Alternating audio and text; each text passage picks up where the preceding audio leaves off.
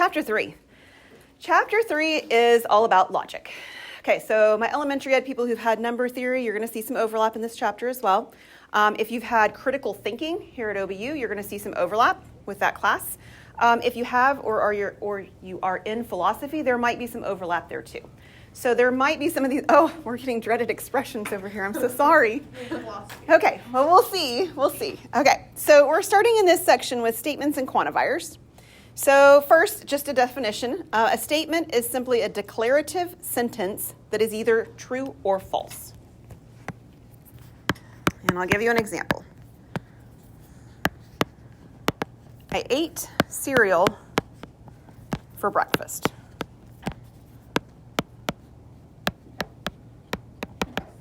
It is either a true statement or it's a false statement, right? You can't kind of eat cereal for breakfast. You either did it or you didn't. Okay, so that's what a statement is. So you might be thinking, well, what would then constitute not a statement? There's a couple of things. A question would, what did you eat for breakfast? That's not a statement, right? A command, go eat your breakfast, that's not a statement. And you can decide that they're not a statement because the answer is not true or false, right? There is no response back to this that says true, right? You can't do that. So they're not statements. So we've got a couple of examples down here. And we're just deciding, is it a statement or is it not? And that's what it'll look like in my math lab. They're going to give you a sentence of some sort. And you're just going to mark it like a blank, right? It's going to be a multiple choice kind of thing. It is or it isn't. So this is one of those places where probably if you get it wrong, my math lab's not going to just give you the same question again and just let you mark the other one. Probably they're going to give you a brand new one for you to think through, okay? All right, so what about this? Yield to oncoming traffic. Is it a statement? No. It's a command, yeah. So this is not a statement. How about 1 gallon of milk weighs more than 4 pounds? That's a statement. It's either true or it's false. I actually don't know if it's true or if it's false. That's not what they're asking me to decide. But this is a statement. Okay, does that make sense? Okay, the majority of things we're going to be working with in this chapter are going to be statements. Okay, and so we're starting with that premise that the things we're working with are going to be statements. There is a way to combine statements together. So a compound statement is formed by combining 2 or more statements. And they can be combined with lots of things, okay? So, but a combination of 2 or more statements is called a compound statement.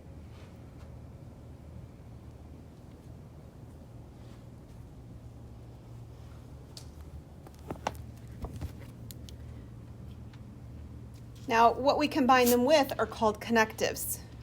So connectives are used when forming compound statements.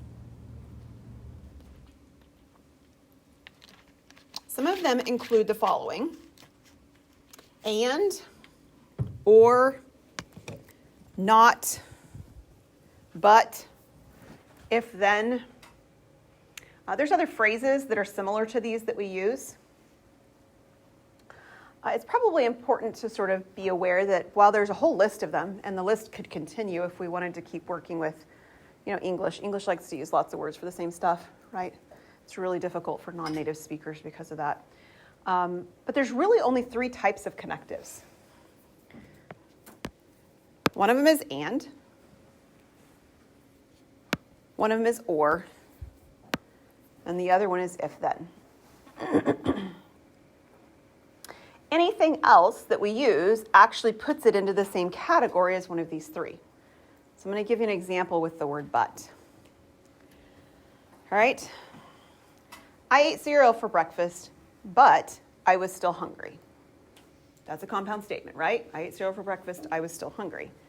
But the word but there, while it has sort of a connotation to it, if replaced by the word and, would mean the same thing. I ate cereal for breakfast and I was still hungry. It's the same statement, right? Okay. So those are our 3 categories: and, or, and if then. So what we're doing next is we're simply deciding, is this a compound statement? Okay. So what we're looking for is whether we have 2 statements and they're joined by one of these types of connectives. If Tom is a politician, then Jack is a crook. Is it a compound statement? Yes. It is. So the two individual statements are right here. Tom is a politician, Jack is a crook. And you can see the if at the beginning, the then in the middle. This one is compound. How about tomorrow is Wednesday? No. Is it a statement? It is a statement, but it's one statement. You're right. So it's just not compound. So our directions asked if it was a compound statement. So this one's not compound.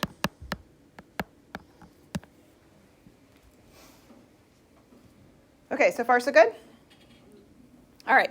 The next thing we're looking at is what happens when we take a statement and we want to do like the opposite of it. So negations are the logical opposite of a statement. And sometimes they're really straightforward, easy to do, and sometimes they're a little more tricky.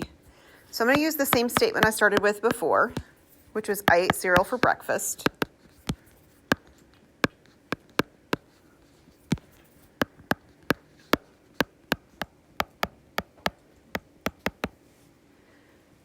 What do you suppose the negation would be? Yeah, we just kind of throw the word not in the middle, right? I did not eat cereal for breakfast. So I ate cereal for breakfast is actually what we call a simple statement. Okay? The negation typically means either putting the word not in or sometimes taking it out. Like if the original statement said, I did not wash my hair this morning. What would be the opposite of that? I did, right? There's no in between. So sometimes we add the word not in, sometimes we take the word not out. But when we have simple statements, it's really that straightforward. We're just putting something in or taking something out. The problem is that not all statements are simple statements. So some statements have what are called quantifiers. So quantifiers are words like this: all, each, every, no, and none. That category of quantifiers are called universal quantifiers. And then there's another category that include words like some, there exists for at least one, and these are called existential quantifiers.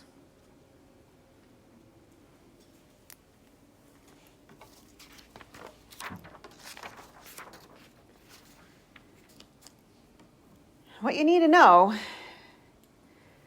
is that it's trickier when there's quantifiers to do negations. Okay? Now let's just look at the way these are phrased. These are called universal quantifiers, the ones I've highlighted, all, each, every, no, and none. Because what they do is they create a statement that applies to everything. It's a universal kind of statement. So these are the kind of statements that your parents hate it when you make. You always slam the door when you leave the house. Really? Right? You never listen to me. Right? They signify that something's happening all of the time or to every group of something. It's a universal statement. An existential statement is a much softer statement. So the existential statements have phrases like this: some, there exists for at least one. They simply indicate that something exists. Not that it has to happen all the time, but that it does exist. Okay? Much softer statements, right? There was that one time when you slammed the door when you left the house. Why is it that sometimes when I'm talking to you, you're not listening to me? Those are far less abrasive, aren't they? They're softer statements, and those are existential quantifiers.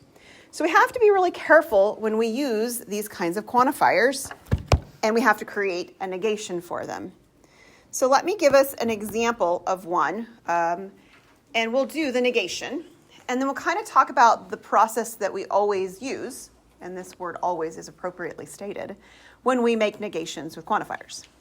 So this one says we're going to write the negation of the statement. Some books are longer than this book. All right, so this word right here, some, is what kind of quantifier? Existential. It's an existential quantifier, right? Okay, so whenever we have an existential quantifier, we have to swap it out, doing the negation, we have to swap it out for a universal quantifier. And you can kind of pick. Sometimes there's going to be multiple choice and you may not get to choose which one you like the best. So I'm going to write you 2 ways of doing this one. But somebody give me a universal quantifier that we can replace the word some with. All. That would be one. What's another one? Every. It's in the same category. There's a different category. Say it, Tessa. None. Or no. I'm going to use the word no because it flows better with our English. All or no? Well, one of them sort of is phrased in a positive way, right? All. And one of them is phrased in a negative way, none or no. Okay, so there are often 2 ways you can set them up. And we can write the negation, and it is completely correct in both options. Okay? What comes next, though, will depend on which one you picked. Right? So this says some books are longer than this book. If I make it a stronger affirmative statement, like all, right, like I did the first one, what happens is I can't just keep the rest of it the same. If I say some books are longer than this book, and then I change it to all books are longer than this book, that didn't negate anything. Right? It didn't create an opposite phrase. Does that make sense? So what do you think it might need to say after the word all? All books what? Are shorter. We're going to use a slightly different phrase, but you have the right idea. Not longer. Yeah, so are not longer than this book. Any idea why we might not want to change it for the word shorter? What's that? It fits with the sum. It's not with the sum. Good guess. Because it changes the sentence. Okay, so it does do that, but that's not exactly the why either. Okay, Brown? It doesn't like negate it still? It doesn't quite negate it. Keep thinking. What gets left out if I use the word shorter? The ones who are the same. The ones that are the same. Polly's right. So what about the books that are the same length? Right? If some books are longer than this book, but I have one that's exactly the same length, right? That's a different statement. So I want to make sure, in general, that I don't change the phrase.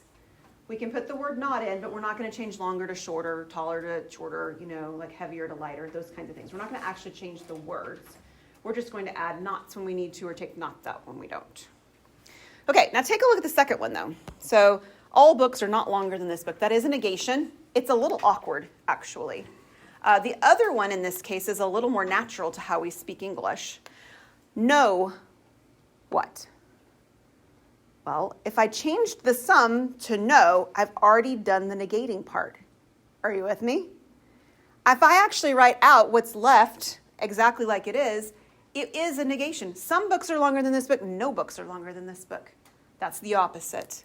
So I have to change less if I do it with the word no here. No books are longer than this book.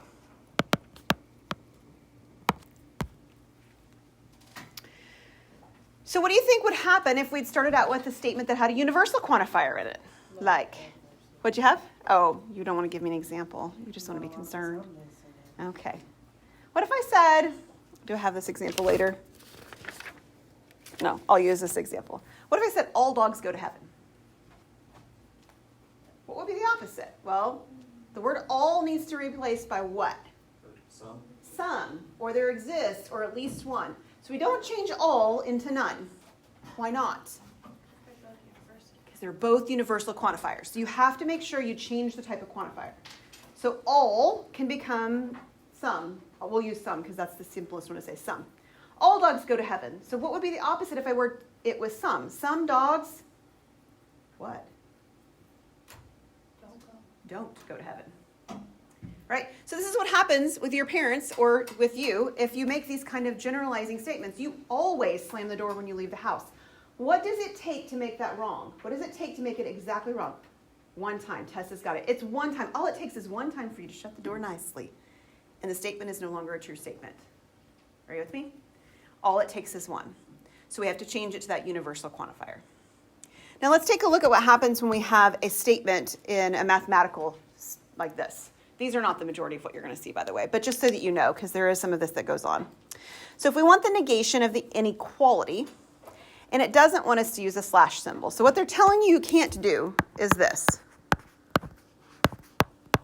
Like, that's technically true, but that's outside of the directions, right? The directions say don't do this.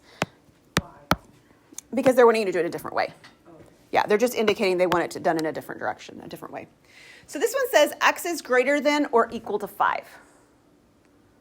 What's the opposite or the negation of that? Close. Is it just, So this is what K. Brown has suggested. How can we fix it? Yep, the equal to shouldn't be there.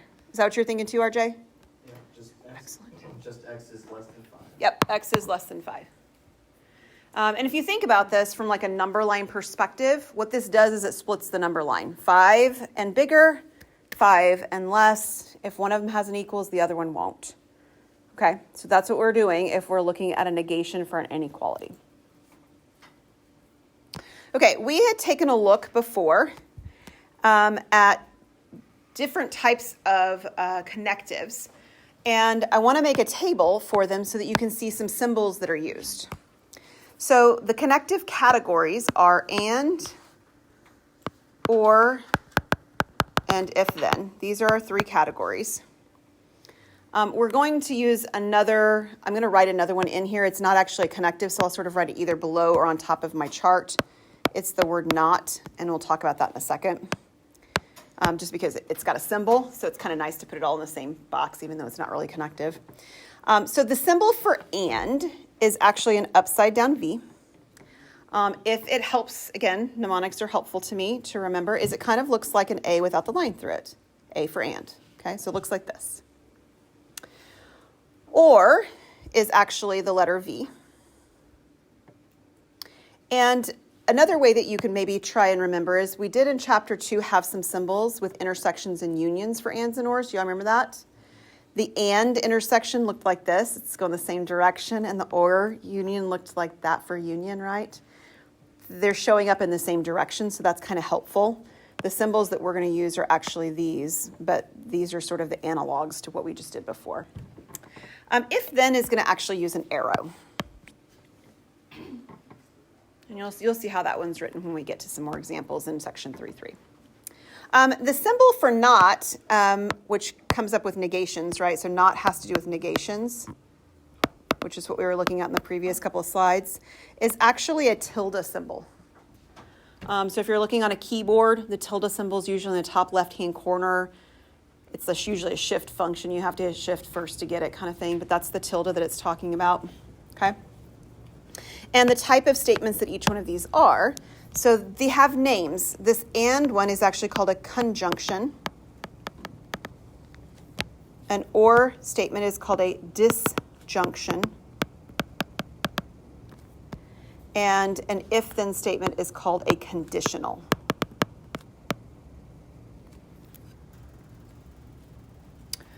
And then, I guess if I'm writing it sort of in the same place, negation is the type of statement that this one is.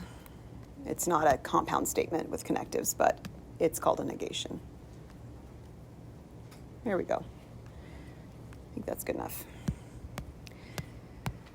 Okay, so what we're going to practice next is moving things from a symbolic form into sentences and moving from sentences back into symbols. Okay, moving back and forth.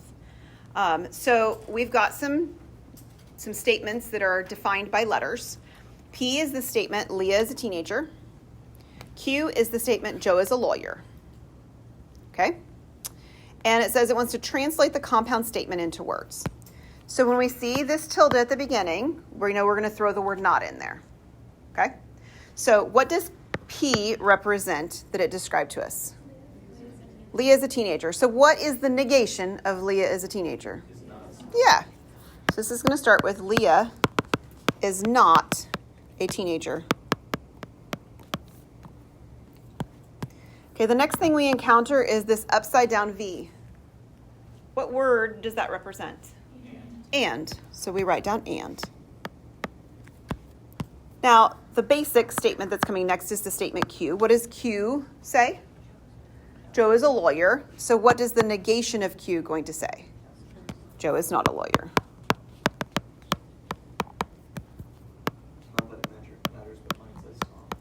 Oh, that's good. I keep trying to fix these, and I don't know what I'm doing, but we'll fix it then. We'll make Joe say Tom. Thank you. Maybe when I edit my slides, every semester I try to edit all the mistakes, and it doesn't matter. There's still mistakes that happen, and I did them not caught in there. Yeah. When do we use our existential qualifiers? Like, I know that, like, for this one we are using just our, like, universal. Yeah. But why aren't we using? Yeah, so we're not actually using any quantifiers here. So quantifiers are statements like all, every, none. We don't have any of those here, and we don't have any existential ones here either. So the quantifiers come into play when the statements themselves have them in them. So Leah is a teenager, Joe is a lawyer. Those are simple statements. They don't have quantifiers in them. So negating them is just like, it's not a quantifier, it's just false. Right. When simple statements happen, it's very simple to negate them. We throw in nots, we pull out nots. And these are simple statements. Yeah. But if we start with the compound statement, we may have. You could. They don't tend to mix these things together inside of my math lab, so I don't think that you'll encounter that. Yeah. Okay, we have one more of moving things back and forth. Q and P are still the same things. We'll still make it say Tom then, since yours says Tom. Now does it say Joe? So what that tells you is that I fixed it somewhere and I didn't fix it everywhere. Okay, so now we got Joe. All right, well, let's go with Joe, and I'll fix all my stuff later. Sorry, guys. Joe. All right. So Leah is a teenager. Joe is a lawyer. And here's our statement. Leah is not a teenager. So what is the statement, Leah is not a teenager, in symbol form?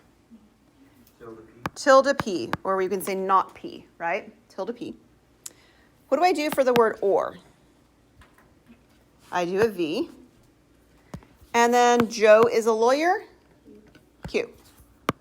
This is another one of those places in my math lab that they usually have you enter it in by hand, which means there's probably going to be a button for the tilde and a button for the and a button for the U and a button for the arrow. There's going to be buttons everywhere showing you how to use them or allowing you to use them. And I can actually go in and I can edit quizzes and tests and give partial credit because I can be like, oh, look, they got the tilde P and they got the Q, but they used the wrong symbol in between. That's partial credit, and I can do that.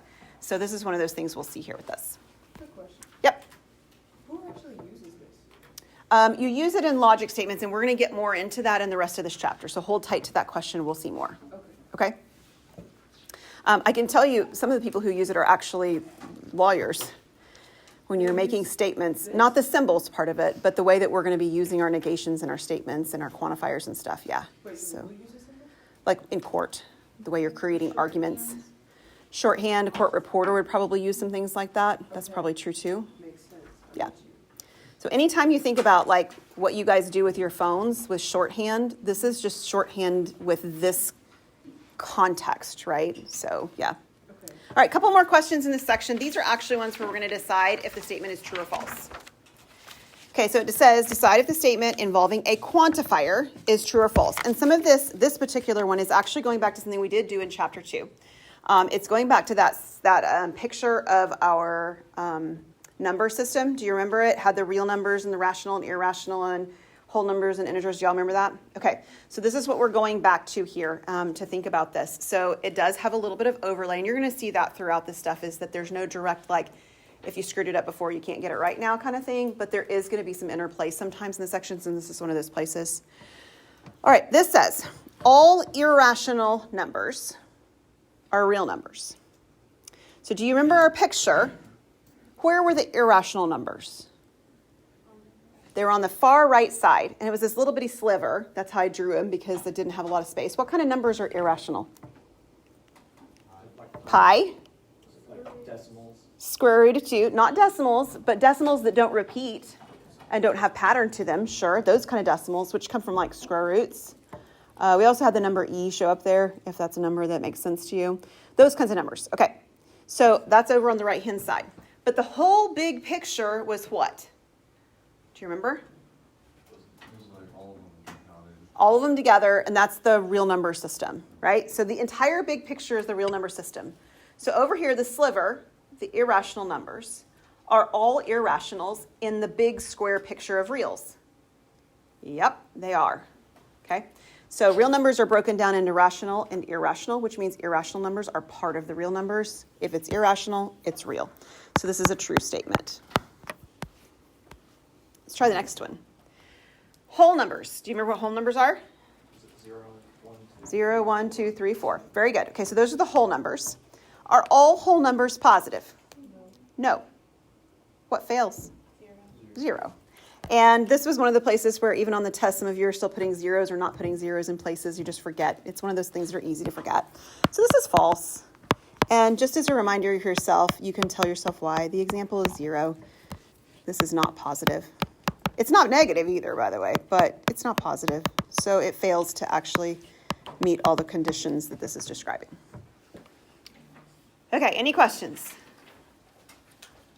All right.